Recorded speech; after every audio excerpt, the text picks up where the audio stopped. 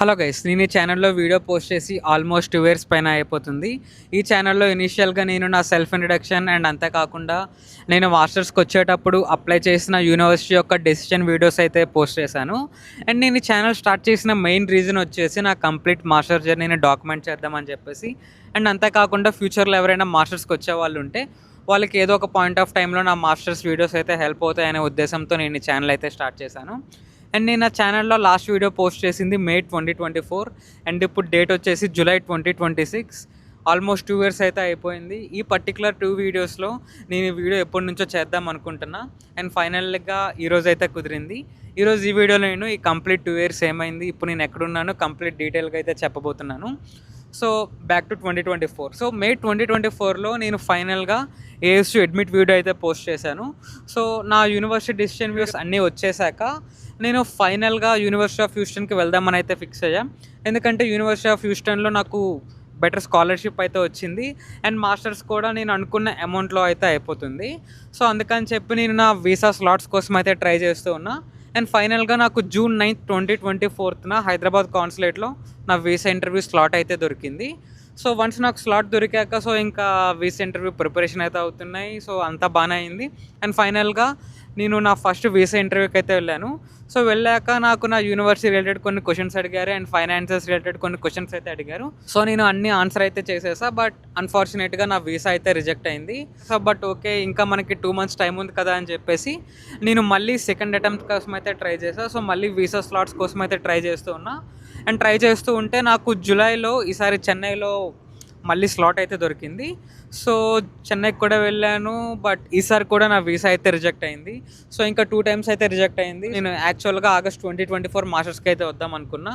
So but నాకు ఇంకా time అయితే లేకుండే. బట్ ఆ టైంకే నేను ఫ్లైట్ టికెట్ బుక్ చేసా అండ్ టెక్సస్లో నా లీజ్ కూడా సైన్ చేసా. సో ఇంకా 2 times వీసా రిజెక్ట్ అయ్యాక నేను 1 అయితే క్యాన్సిల్ చేసుకున్నా. అండ్ ఆ పర్టికులర్ టైంలో మేము టోటల్గా 10 members ఫ్రెండ్స్ మాస్టర్స్కి వద్దాం అనుకున్నాం. 5 members అరిజోనా స్టేట్ యూనివర్సిటీకి అండ్ 5 members యూనివర్సిటీ ఆఫ్ హ్యూస్టన్కి. సో నాకు తప్ప అందరికీ వీసాస్ అయితే అప్రూవ్ అయిపోయాయి.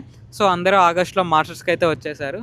అండ్ ఆ టైంలో కొంచెం లోన్లీగా ఫీల్ అయ్యా అండ్ అందుకే నేను ఆ టైంలో వీడియోస్ అయితే చేయలేకపోయా. అండ్ నేను వీసాకి అప్లై చేస్తున్న టైంలో నేను హైదరాబాద్లో ఎలక్ట్రానిక్ ఆర్ట్స్ అనే గేమింగ్ కంపెనీలో డేటా ఇంజనీర్ ఇంటర్న్గా అయితే వర్క్ చేస్తున్నా.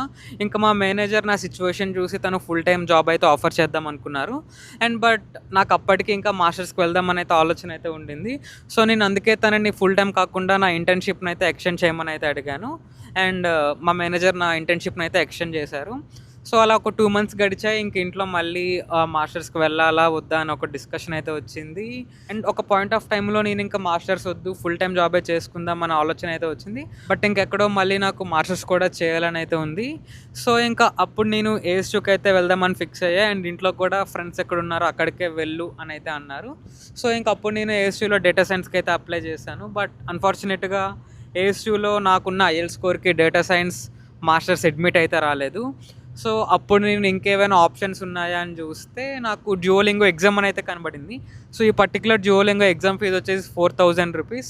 సో 4,000 rupees కట్టి మనం ఎగ్జామ్ రాస్తే సో ఎగ్జామ్ వచ్చేసి 160కి. సో 160కి 140 మార్క్స్ వస్తే మనకి ఏఎస్యూలో డేటా సైన్స్ మేజర్కి సీట్ అయితే వస్తుంది. సో నేను ఎగ్జామ్కి అయితే కట్టి ఎగ్జామ్ అయితే రాశాను. అండ్ నాకు 145 చేంజ్ ఆ స్కోర్ అయితే వచ్చింది. అండ్ స్కోర్ వచ్చాక నేను ఏఎస్యూకి అయితే అప్లై చేశాను డేటా సైన్స్ మేజర్ గురించి.